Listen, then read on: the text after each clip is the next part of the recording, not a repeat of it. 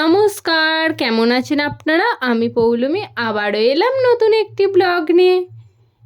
আশা করছি আপনারা সবাই ভালোই আছেন, যদিও ভালো থাকার কথা নয়।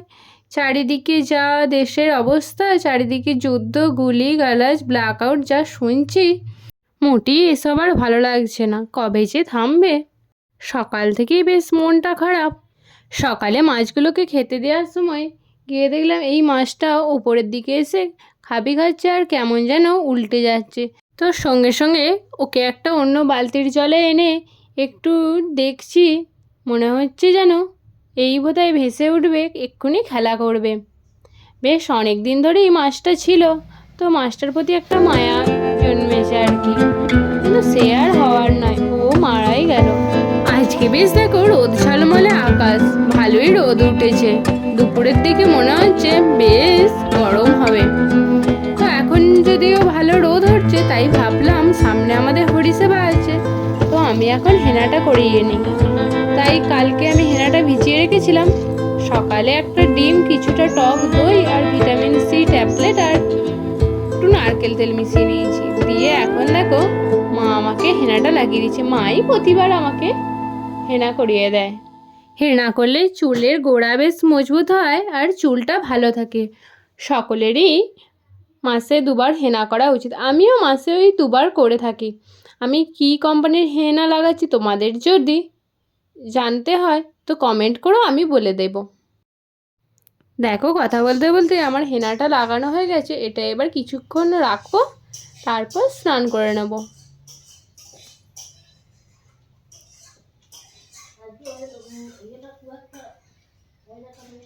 আর যেহেতু রবিবার, তাই ভাবলাম একটু ম্যাগি করে নিই। সকালে আমি এই ম্যাগিটাই খেয়েছিলাম। আমার এরকম ঝোলঝোল ম্যাগি বেশ ভালো লাগে। এখানে মা চাপিয়েছে আলু ভাজা, আমি ওই একটু আলুটা ভেজে মাকে সাহায্য করছি আর কি। আজ বানাবে বিরিয়ানি, তো তারই সব জোগাড় যন্ত্র করছে। আর এখানে পেঁয়াজ কেটে রেখেছি, কিছুটা পেঁয়াজ মিক্সিতে পিষে নিয়েছি, আর এখানে আছে আদা বাটা, আর এখানে মাংসটা ম্যারিনেট করে রেখে দিয়েছে। আর ওই দিকে দেখো মায়ের চালটাও সেদ্ধ করা হয়ে গেছে। ওই যে সামনে বললাম না হরিসেবা, তো তারই আজকে লাইট লাগাতে এসছে।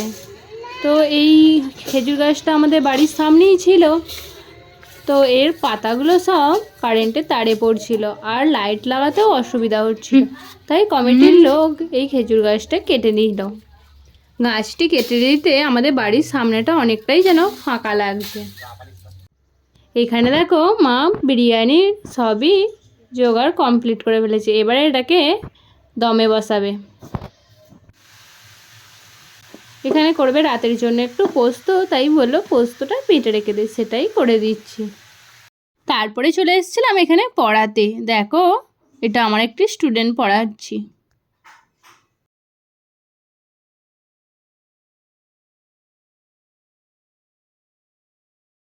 বাড়ি এসে দেখলাম এই দেখো বিরিয়ানি রেডি হয়ে গেছে। এবার দেখো তুলে দেখাচ্ছি একটু কেমন হয়েছে।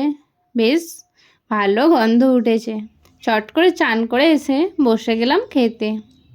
দেখো তোমাদেরকে দেখাচ্ছি বিরিয়ানিটা কতটা ঝরঝরে হয়েছে, বেশ ভালোই হয়েছে। চলো এবার খেয়ে নিই।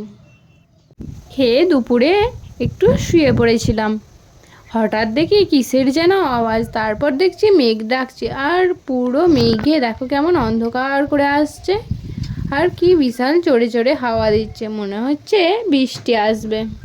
ওই দিকের মেঘটা দেখো কেমন দুরকম কালার হয়েছে, আর খুব জোরে জোরে হাওয়া দিচ্ছে।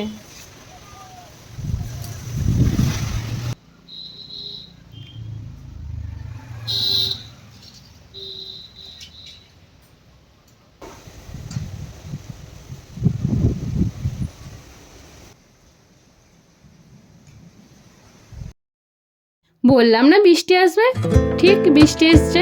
আর বৃষ্টির সময় চুপ করে বসে থাকতে ভালো লাগে না, তাই তাই ভাবলাম একটু কিছু বানাই। বৃষ্টি দেখতে দেখতে খেতে বেশ ভালো লাগে, তাই বানাচ্ছি ধোকলা।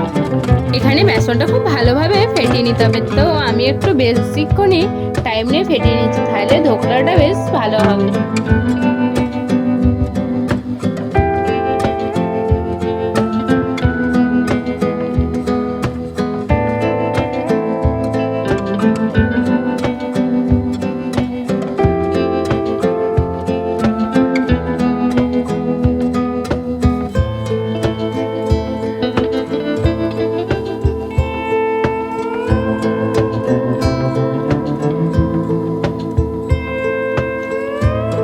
বৃষ্টি কিছুটা কমলো, আর কত আম পড়েছে দেখো, ওই দিকটায় আরো বেশি বেশি পড়েছে।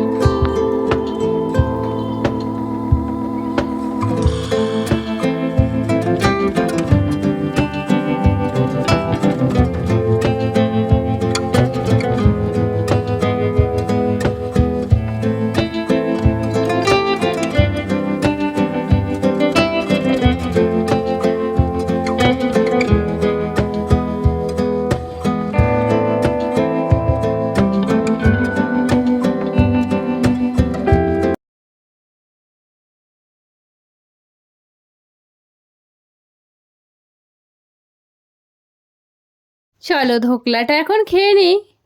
আর বৃষ্টি থামতেই এসেছিল এরা কিছু কাজ করাতে, ফেসিয়াল, আইব্রো ওয়াক্স এসবই করতে। তো আমি এখন এই কাজগুলো করে নিই, আর রাতে খেয়েছিলাম এগুলো। চলো, গুড নাইট, বাই।